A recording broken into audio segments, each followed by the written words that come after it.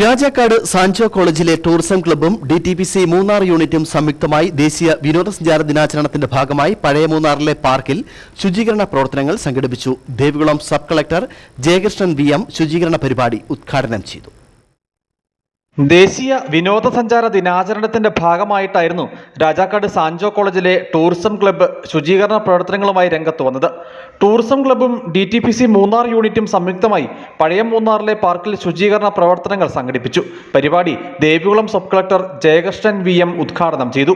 Tourism എന്നുള്ളത് നമ്മൾ പലപ്പോഴും പറയും, മൂന്നാർ ടൂറിസം പീക്ക് സീസണിൽ ഓവർ ക്രൗഡഡ് ആകുന്നുണ്ട്, ട്രാഫിക് ബ്ലോക്ക്സ് ഒരുപാട് വരുന്നുണ്ട് എന്നുള്ള കാര്യം. പലപ്പോഴും മൂന്നാറിലെ ടൂറിസം സ്റ്റാഗ്നൻ്റ് ആയി പോകുക അല്ലെങ്കിൽ സാച്ചുറേറ്റഡ് ആണ് എന്നുള്ളൊരു മെസ്സേജ് പുറത്തേക്ക് പോകുന്നുണ്ട്.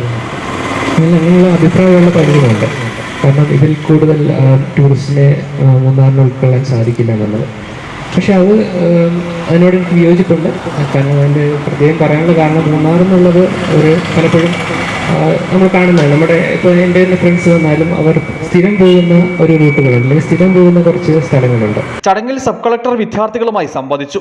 മൂന്നാർ ഗ്രാമപഞ്ചായത്ത് പ്രസിഡന്റ് ദീപ രാജ്കുമാർ അധ്യക്ഷയായി. DTPC Munnar unit incharge Madhusoodanan, Sanjo college NSS coordinator Aneesh Kumar MA എന്നിവർ സംസാരിച്ചു.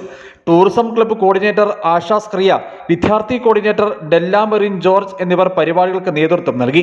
അധ്യാപകരായ Shijo Thankachan, Tindu Joseph, DTPC Munnar information centre incharge Akhila എന്നിവർ പരിപാടിയിൽ സംബന്ധിച്ചു. ഉത്തരവാദിത്ത ടൂറിസത്തിന്റെ പ്രാധാന്യം ഉയർത്തിക്കാട്ടിയായിരുന്നു കുട്ടികളുടെ ശുചീകരണ പ്രവർത്തനങ്ങൾ നടന്നത്. News bureau, Adimali.